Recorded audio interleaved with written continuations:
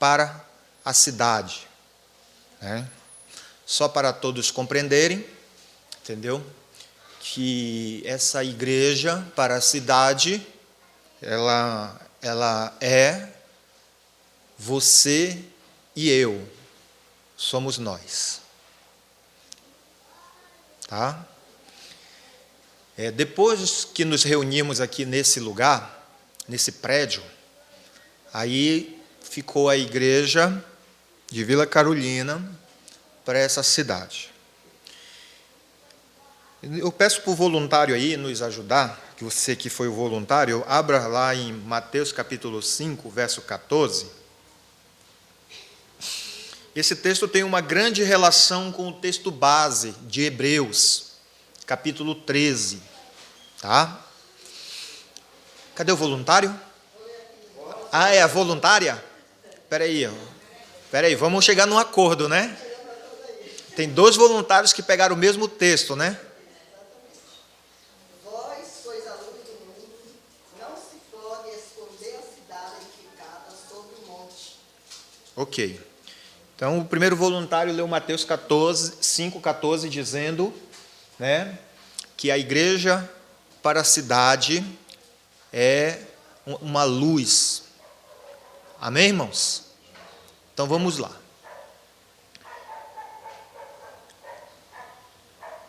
Lucas capítulo 10. Quem é o voluntário que achou? Versos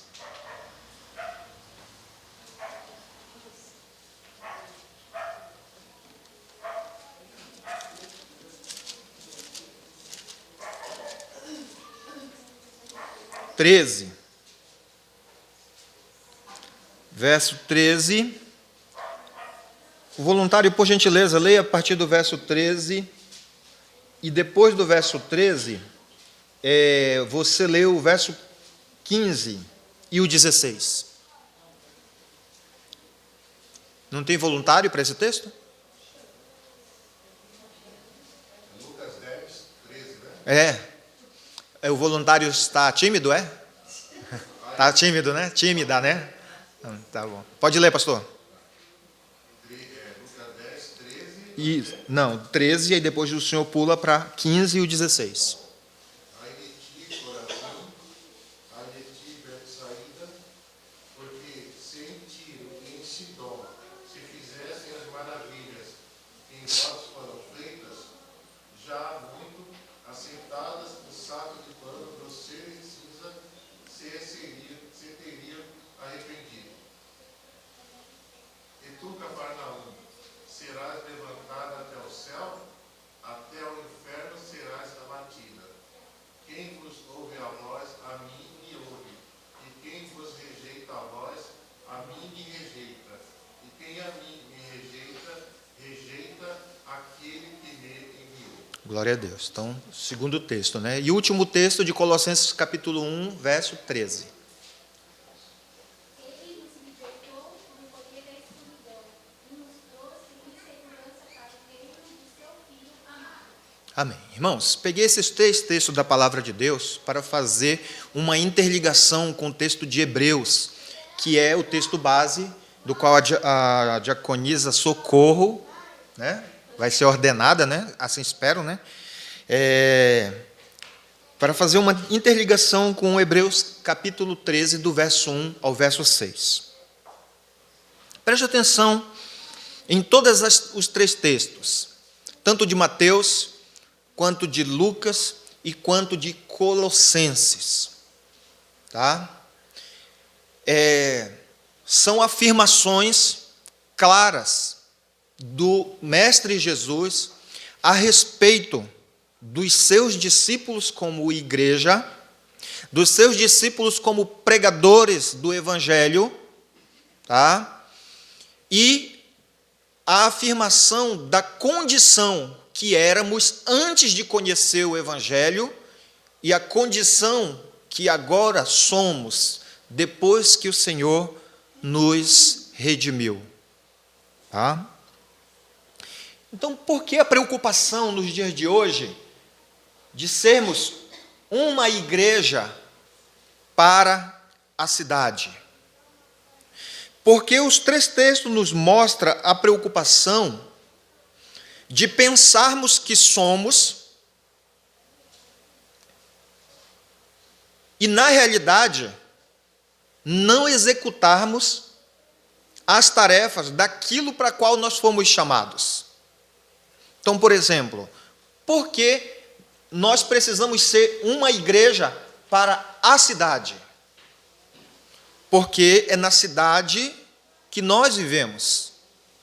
Porque é na cidade que as grandes necessidades são patentes aos nossos olhos. É na cidade que nós desempenhamos as nossas funções profissionais. É na cidade que nós convivemos. É na cidade que achamos as alternativas.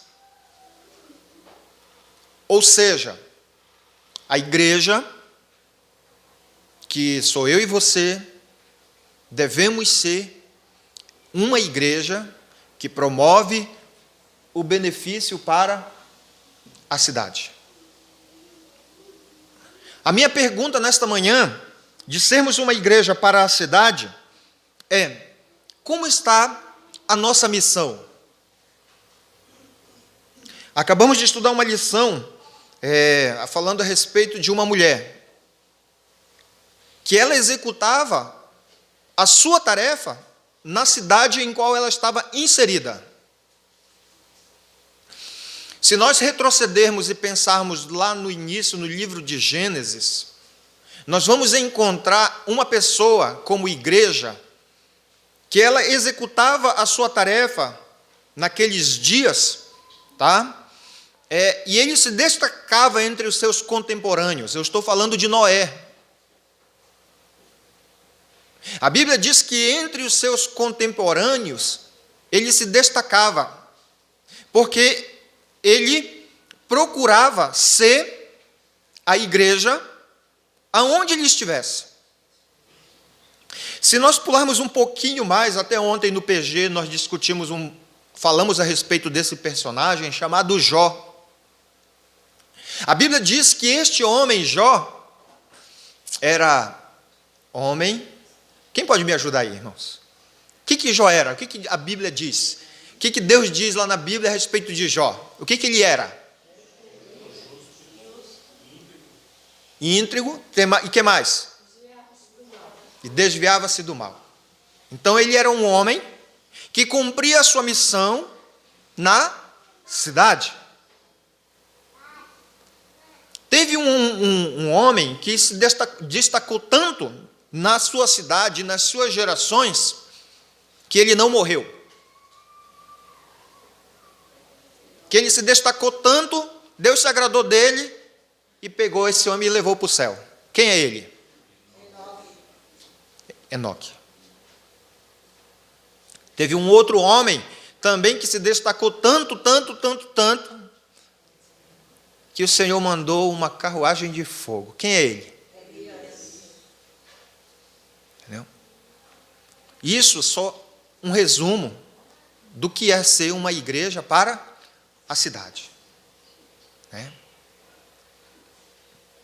A cidade tem as suas necessidades. E aí, se a cidade composta por pessoas tem as suas necessidades, e aqueles que foram redimidos, que somos nós, pelo Senhor Jesus, agora nós precisamos fazer essa missão e essa diferença. Será que o Senhor olharia para nós e falaria as mesmas palavras que ele disse a respeito de Noé? Será que o Senhor, ao olhar para nós, ele colocaria as mesmas palavras que ele se referiu a Jó? É importante nós pensarmos nisso. Por quê, irmãos? Porque talvez você nunca pensou em alcançar essas qualidades para ser aprovado pelo Senhor Jesus. Talvez essas realidades estejam muito longe do seu pensamento, muito aquém de você. Ontem alguém perguntou no PG assim: por que será que a gente não consegue ser igual Jó? E aí nós falamos a respeito das barreiras, né? E é importante nós frisarmos isso aqui, que essa igreja para a cidade, né, que sou eu e você, somos nós, essas qualidades, essas capacitações que o Espírito Santo dá, justamente para fazer essa diferença na cidade. E o que acontece, irmãos? O Senhor vai vir buscar uma igreja que ela tem as qualidades de Noé, que ela tem as mesmas qualidades de Jó, e que ela também se agrade como Enoque. Preste atenção, irmãos. Abra sua Bíblia em Tito. Muda aí para mim, irmãos. Pode colocar lá para mim, depois eu mudo aqui. Tito, eu gosto muito... Não é mudar aqui, não. É só colocar o texto bíblico, se você não quiser acompanhar. Abra em Tito a sua Bíblia. Logo depois de segunda carta de Timóteo, capítulo 2.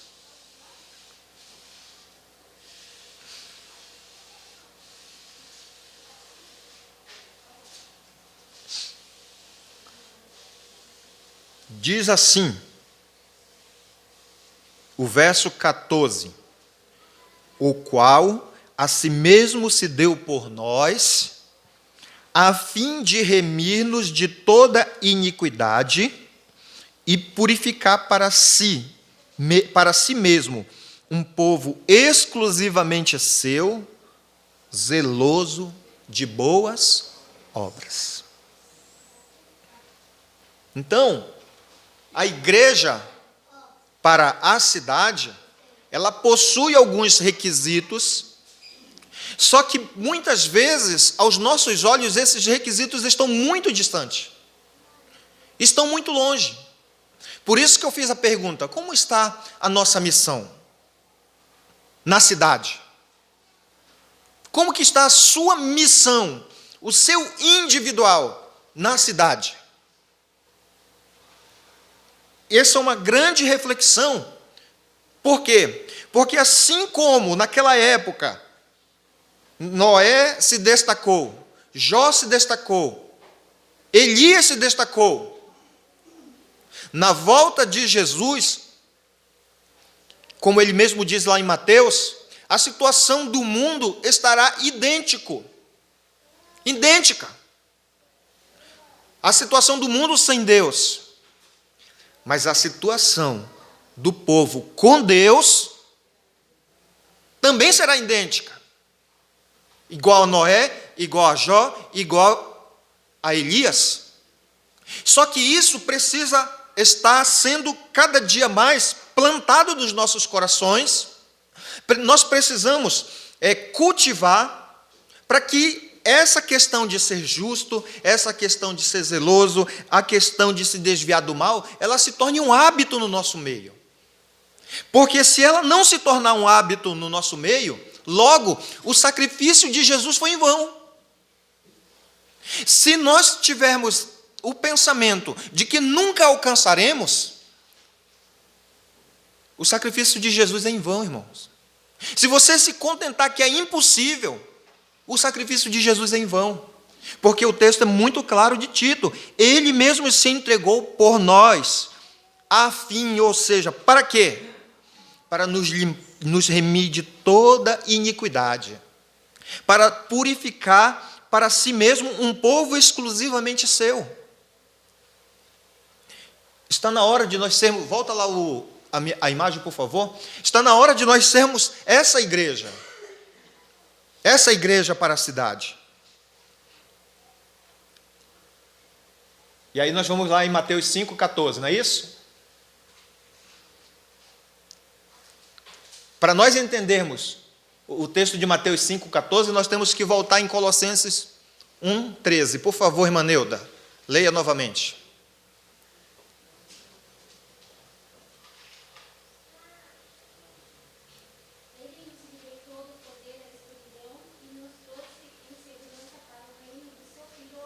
Olha só, então, quando o texto de Tito fala a respeito que ele mesmo se entregou por nós a fim de nos remir, ele está dizendo isso assim, ó: eu transportei vocês lá do reino das trevas e trouxe para o reino do Filho em amor.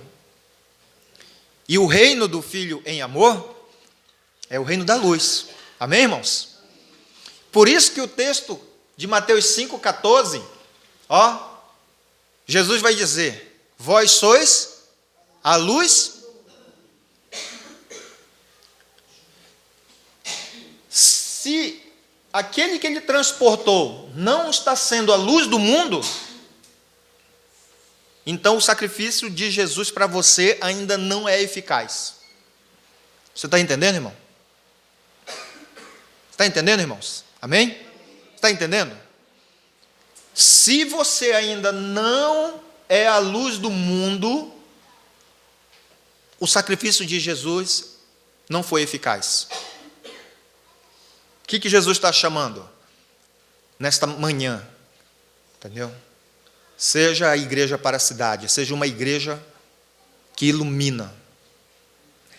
Eu costumo dizer no PG, eu acho que eu já disse aqui também, que ele não nos tirou lá do mundo, apagados, em trevas, e nos trouxe para o Filho do seu reino, do seu amor, para continuarmos em trevas. Isso não dá liga, irmãos. Não dá liga. Tá? Eu digo sempre assim que o que ele fez conosco, né? Ele nos acendeu. Ele nos acendeu. E nos acendeu para quê? Para nós sermos essa luz. Amém? Glória a Deus. Então vamos lá para outra parte. O Senhor chamou-nos para ser uma igreja para a cidade. Quando nós executamos a missão na cidade, existem duas situações. Vamos lá então ler Lucas capítulo 10. Lucas capítulo 10 vai falar de 3 cidades, não é isso, irmãos? Preste atenção nessas 3 cidades. O próprio Jesus está nessa cidade, né?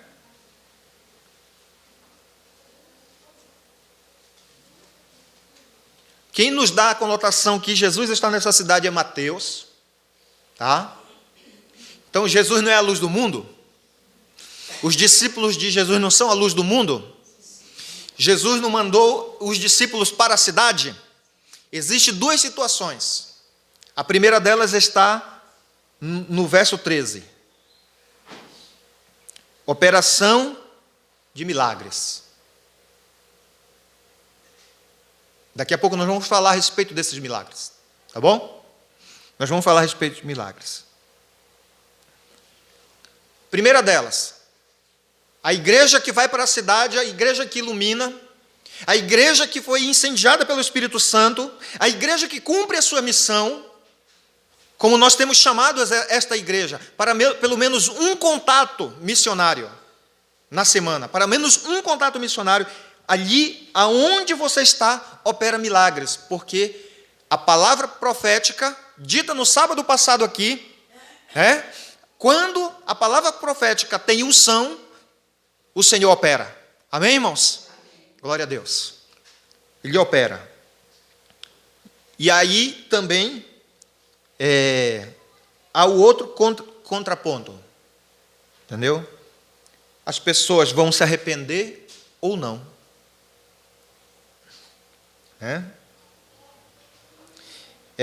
Lá no verso 15, do qual foi o pastor que leu, né? Do verso 15. Tu, Cafarnaum, elevar-te-ás porventura até o céu, descerá até o inferno, né? Que é o verso 15. Ou seja, na cidade onde está a intelectualidade, onde estão os doutores, onde estão as grandes faculdades, onde estão o centro da sabedoria, o centro financeiro, ela vai ouvir a palavra de Deus, ela vai se exaltar ou vai se humilhar? No caso de Cafarnaum aqui, quando ele diz aqui, elevar-te-ás porventuras até o céu, era uma cidade que era muito exaltada. ela se, como diz lá na minha terra, ela se gabava do que ela possuía. Então, quando o povo vai para a cidade, o povo de Deus está na cidade, que ele ilumina, que o poder de Deus está nele, tem arrependimento ou não tem arrependimento, não tem humilhação. E essas 3 cidades aqui, né, entre Corazim, Betsaida e Cafarnaum, foram cidades, né, do qual receberam a palavra de Deus. Entendeu? Só que independente de receber a palavra de Deus ou não, a igreja precisa cumprir a sua missão. Se ouvirem, como nos diz o texto, quem vos der ouvidos, ouve-me a mim. Se alguém ouvir você, está ouvindo Jesus. Quem vos rejeitar a mim, me rejeita.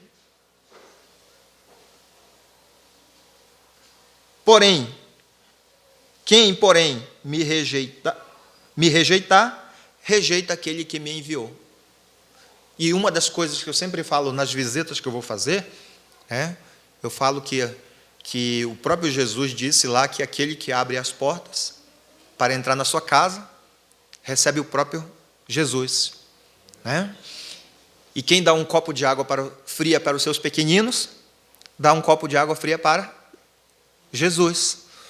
Né? E que tem o grande galardão. E eu acabo até brincando, porque muitas vezes a gente vai fazer visita lá, né? Os irmãos se preparam, aí coloca lá pão de queijo, bolo, suco.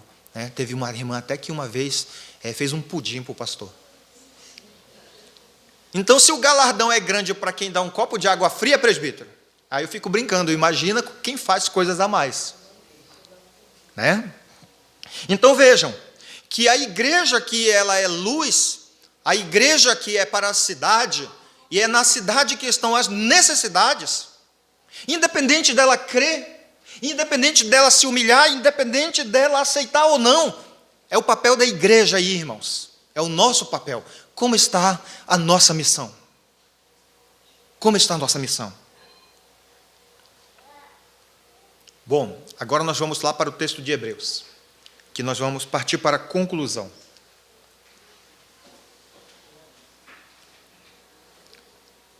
Hebreus capítulo 13, né? Capítulo 13, do verso 1 ao verso 6. Será que a gente consegue? Então vamos lá.